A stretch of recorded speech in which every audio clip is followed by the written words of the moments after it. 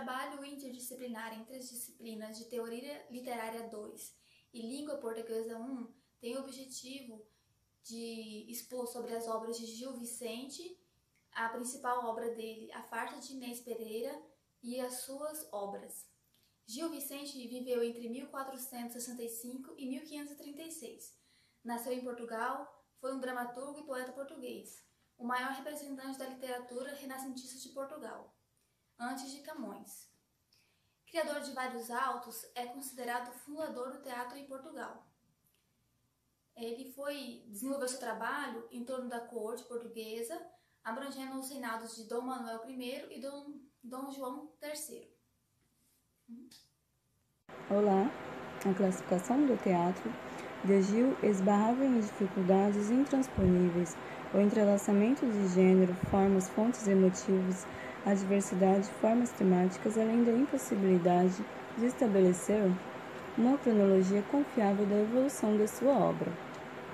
Suas peças: O Monólogo do Vaqueiro, que foi em 1502, Alto Pastoril Castelhano, também em 1502, Alto dos Reis Magos, em 1503, Alto de São Martinho, que foi em 1504, Quem Tem Farelos, em 1505, Alto da Alma, em 1508, Alto da Índia, que foi em 1509, Alto da Fé, 1510, O Velho da Horta, que foi em 1512, A Exortação da Guerra, em 1513, A Comédia do Viúvo, 1514, Alto da Fama, 1516, Alto da Barca do Inferno, que foi em 1517, Alto da Barca do Purgatório, 1518, Alto da Barca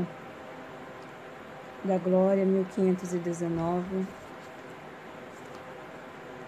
Cortes de Júpiter, que foi em 1521, e A Comédia de Rubena, também em 1521. Gil Vicente ele foi acusado de plagiar obras de outros autores. Ele era acusado de não ser original, de não ser um autor original, de copiar obras de outros autores. Com isso, então, ele falou para os seus acusadores lhe derem um tema. Me deem um tema, então, que eu vou mostrar, eu vou provar que eu sou original, eu tenho capacidade, eu posso escrever. Então, seus acusadores lhe deram mais quero asno que me leve que cavalo que me derrube. E foi aí que nasceu a farsa de Inês Pereira. Uma farsa que é uma peça de teatro, né? Uma peça que contém 30 cenas enredadas com começo, meio e fim. É um teatro poético dividido em estrofes redondilhos maiores, que são 7 sílabas poéticas rimadas, no modelo de A, B, B, A, C, C, D, D, C. Ela não tem um narrador, porque é um diálogo direto, né?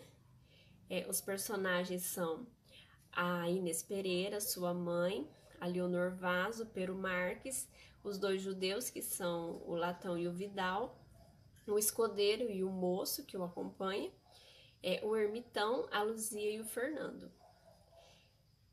O tempo, não se sabe ao certo, né, o tempo da peça, porque a única relação que ele faz com o tempo são os 3 meses que o escodeiro vai para a guerra, que é o que ele morre, né? Único. Então a gente deduz que essa peça foi escrita em 1523 e suponhamos que foi passada também em 1523 pelo contexto histórico da peça, que foi no século XVI.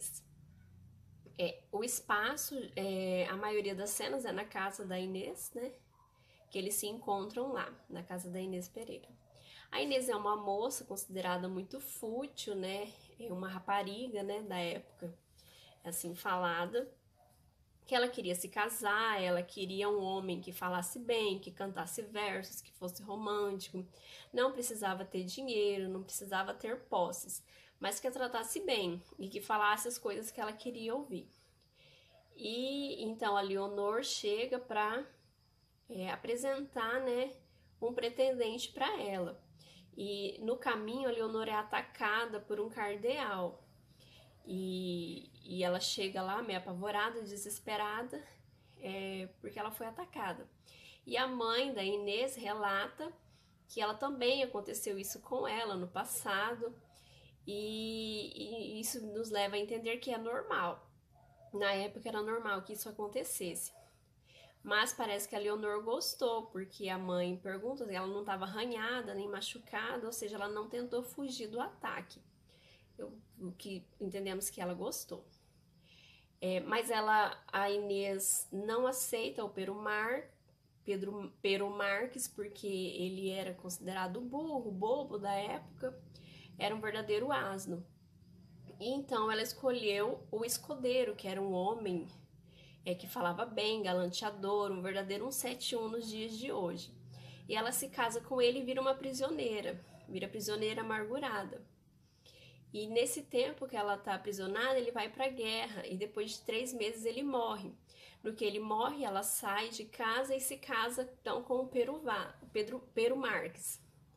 E ela pede para dar uma volta, porque ela ficou muito tempo presa. E ela encontra o ermitão, que o ermitão ela rejeitou quando era moça, né, na mocidade, não quis casar com ele, então ele virou um ermitão. Então eles passam a ser amantes. E ela faz o esposo dela levar ela ao encontro desse ermitão. E uma cena em que ele carrega ela nas costas. Que daí vem, né, a moral da história, que quero um asno que me carregue que um cavalo que me derrube. O asno era o Pero Marques, que a carregava nas costas, e o cavalo que a derrubou era o escudeiro, que a maltratou e a machucou muito.